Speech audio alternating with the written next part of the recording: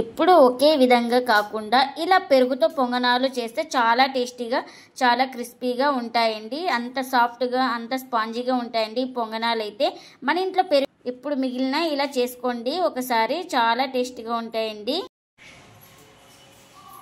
Hi friends, అందరు ఎలా ఉన్నారు? అందరూ బాగున్నారా? మేము కూడా బాగున్నామండి. మీరు కూడా బాగుండాలని మనస్ఫూర్తిగా అయితే కోరుకుంటున్నాను. ప్లీజ్ మన ఛానల్ కొత్తగా చూసే వాళ్ళైతే ప్లీజ్ సబ్స్క్రైబ్ చేసుకొని పక్కన ఉన్న బెల్ ఐకాన్ అయితే ప్రెస్ చేయండి. బెల్ ఐకాన్ ప్రెస్ చేయడం వల్ల మేము చేస్తే ప్రతి వీడియో మీకు నోటిఫికేషన్ అయితే వస్తుందండి.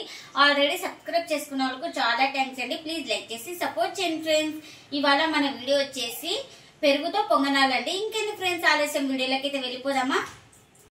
నేను ఇక్కడ ముందుగా అయితే ఈ గ్లాస్ తో అయితే 2 గ్లాసుల స్టోర్ బియ్యం అయితే తీసుకున్నానండి. వీటిని అయితే 2 సార్లు అయితే శుభ్రంగా కడిగేసుకోవాలండి. బియ్యాన్ని అయితే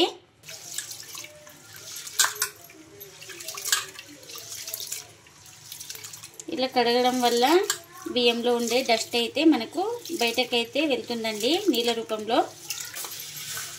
ఇలా ఒక 2 సార్లు కడిగేసుకున్న తర్వాత ఇందులోకి 1 స్పూన్ మెంతులు అయితే వేసుకోవాలి. అలాగే 1/4 కప్పు సగ్గు బియ్యం కూడా వేసుకోవాలండి. ఇంకా వీటిని కూడా ఒకసారి అయితే వాష్ చేసుకోవాలి. ఈ సగ్గు బియ్యం మెంతులు కూడా వేసేసుకొని ఒకసారి వాష్ చేసుకుంటే చాలండి. మనం ఆల్రెడీ 2 సార్లు అయితే బియ్యాన్ని అయితే కడిగేసుకున్నాం కాబట్టి ఇంకా వాటర్ అన్ని వంపేసుకున్న తర్వాత మనం ఏ దాంతో అయితే బియ్యం అయితే తీసుకున్నామో దాంతోనే 1 గ్లాసు పెరుగు అయితే వేసుకోవాలి. ఇంకా ఇదే గ్లాస్లోనే కొంచెం వాటర్ అయితే వేసుకొని వాటర్ కూడా వేసేసుకోవాలండి. నేను ఇక్కడ 1/2 గ్లాస్ అయితే వాటర్ అయితే తీసుకున్నాను. ఇలా పెరుగు వేసుకున్న తర్వాత పెరుగు నీళ్ళు వేసుకున్న తర్వాత ఇలా బాగా మొత్తం కలిపేసుకోవాలి.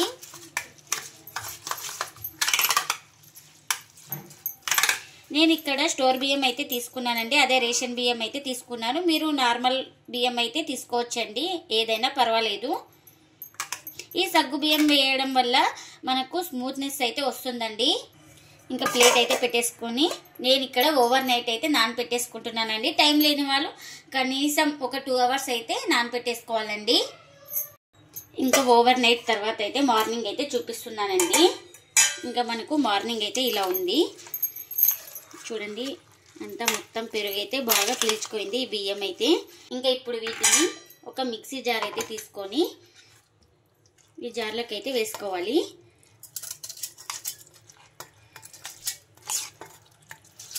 ఒకటేసారి గ్రైండ్ అవ్వదు కాబట్టి కొద్ది కొద్దిగా వేసుకుంటూ గ్రైండ్ చేసుకోవాలి. ఇంకా ఇప్పుడు మూత పెట్టుకొని స్మూత్గా గ్రైండ్ చేసుకోవాలి. గ్రైండ్ చేసుకున్న తర్వాత ఒక బౌల్ తీసుకొని అందులోకి అయితే ఈ పిండిని అయితే వేసుకోవాలి.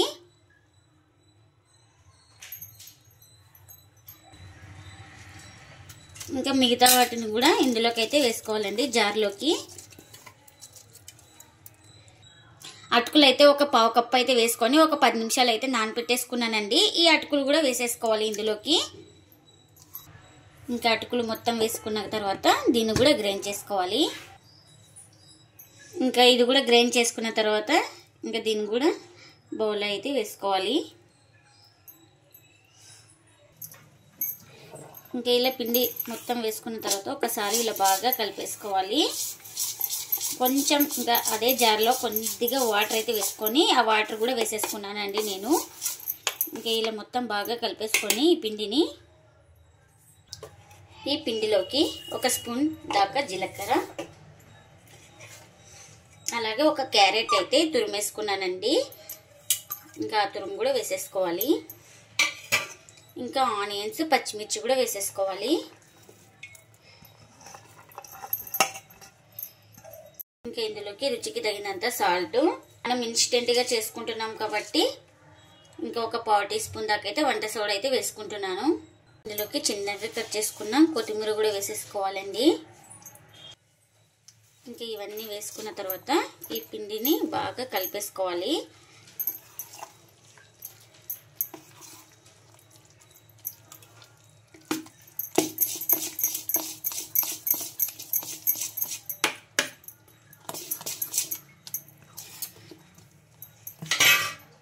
ఇలా పిండినంతా బాగా మొత్తం కలిపేసుకొని ఇంకా ఒక 5 నిమిషాలు అయితే పక్కన పెట్టేసుకోవాలండి.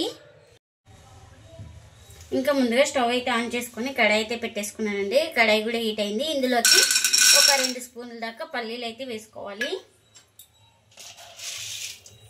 ఇంకా అలాగే 1 స్పూన్ శనగపప్పు, 1 స్పూన్ మినప్పప్పు, 1 పావు టీ స్పూన్ ధనియాలు వేసేసుకొని బాగా ఫ్రై చేసుకోవాలి.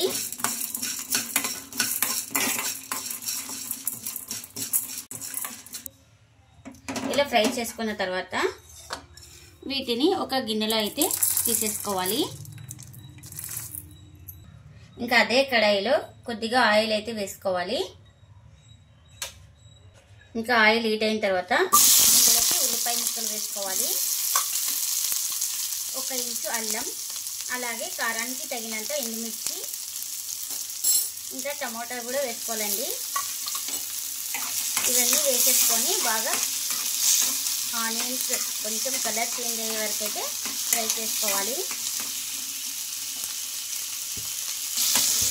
ఇలా కొంచెం బాగా ఫ్రై అయిన తర్వాత 1 స్పూన్ జీలకర్ర అయితే వేసుకోవాలి. ఇందులోకి ఈ జీలకర్ర కూడా వేసేసుకొని ఇలా బాగా ఫ్రై చేసుకొని ఇంకా స్టవ్ అయితే ఆఫ్ చేసుకోవాలండి. చల్లారిన తర్వాత అయితే గ్రైండ్ చేసుకోవాలి. మిక్సీ జార్ అయితే తీసుకొని చల్లారిన తర్వాత పల్లీలు అవన్నీ వేయించుకున్నాం కదండి ఫస్ట్, ఇంకా అవి వేసుకొని గ్రైండ్ చేసుకోవాలి. ఇంకా ఇలా గ్రైండ్ చేసుకున్న తర్వాత ఆనియన్స్, మిర్చి, టమోటా అన్నీ ఫ్రై చేసుకున్నాం కదండి, ఇంకా వీటిని కూడా వేసేసుకోవాలి. ఇందులోకి రుచికి తగినంత సాల్ట్ అయితే వేసుకోవాలి, అలాగే కొద్దిగా వాటర్ అయితే వేసుకోవాలి. ఇంక ఇప్పుడు దీన్ని గ్రైండ్ చేసుకోవాలి. ఇంకా మనకు చట్నీ అయితే ఒక బౌల్లోకి అయితే వేసుకున్నానండి గ్రైండ్ చేసుకున్న తర్వాత. ఇంకా దీనికి పోపు అయితే పెట్టేసుకుందాం. ఇంకా మనకు పోపు కూడా రెడీ అయిపోయిందండి. ఇంకా పోపు కూడా వేసేసుకుంటున్నాను. ఇంకా మనకు చట్నీ అయితే రెడీ అయిపోయిందండి. ఇంకొక 5 మినిట్స్ తర్వాత అయితే చూడండి మనకు పిండి కూడా బాగా పొంగింది. సోడా కూడా అయితే వేసుకున్నాం కదా, ఈ పిండినంతా ఒకసారి ఇలా బాగా కలిపేసుకోవాలి.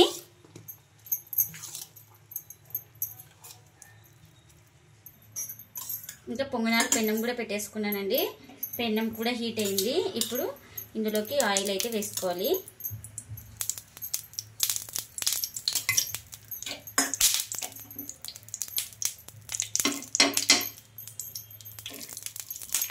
ఇంకా ఇలా మొత్తం బ్రష్తో అప్లై చేసుకోవాలి ఆయిల్ వేసుకున్న తర్వాత.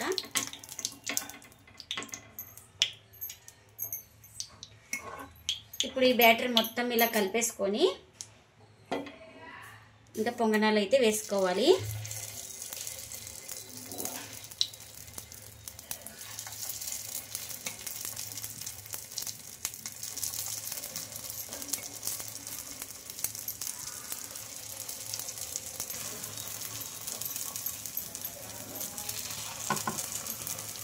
ఇలా మొత్తం పెట్టేసుకోవాలి. ఇంకా మూత అయితే పెట్టేసుకోవాలండి. ఇంకా ఇలా పొంగనాలు బాగా పైన పిండి లేకుండా కాలిన తర్వాత ఇప్పుడు ఇలా 1 స్పూన్తో అయితే తిప్పేసుకోవాలి.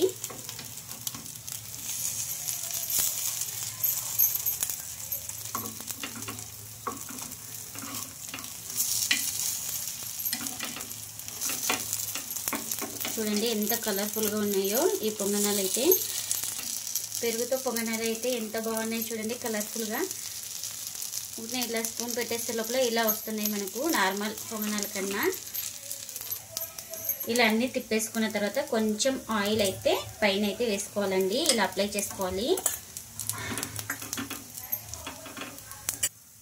ఇంకా మనకు పొంగనాలు అయితే చూడండి ఇంకా 2 వైపులా బాగా కాలినాయండి. ఇలా కాలిన తర్వాత అయితే ఇంకా ప్లేట్లోకి అయితే తీసేసుకుంటున్నానండి. ఇలా గోల్డెన్ కలర్ వచ్చే వరకు బాగా ఫ్రై చేసుకోవాలి 2 వైపులా. మనకు అప్పుడైతే లోపల వరకు బాగా ఫ్రై అయి ఉంటుందండి, టేస్ట్ కూడా చాలా బాగుంటుంది.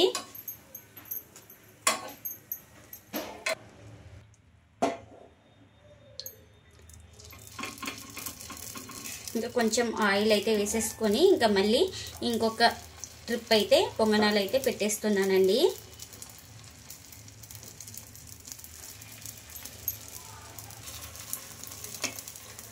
మార్నింగ్ చేసుకున్న వాళ్ళైతే ఓవర్ నైట్ నానబెట్టేసుకొని చేసుకోవచ్చండి.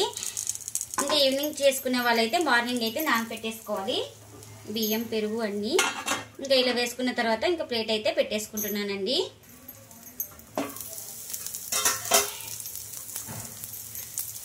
ఇంకా ఇలా కాలిన తర్వాత అయితే ఒకవైపు ఇంకా ఇంకొక వైపుకి అయితే వేసుకుంటున్నానండి. చూడండి మనకు ఈ పొంగనాలు అయితే చాలా బాగా పొంగినాయండి. పొంగడమే కదండి అంత టేస్ట్గా ఉంటాయండి పొంగనాలు అయితే. మరీ కావాలంటారండి పెద్దలు కానీ పిల్లలు కానీ చాలా ఇష్టంగా తింటారండి. ఇంకా ఇందులోకి వెజిటేబుల్స్ వేసుకున్నాం కాబట్టి కలర్ఫుల్గా చాలా టేస్టీగా ఉంటుందండి. ఇంకా అన్నీ ఇలానే చేసుకోవాలండి.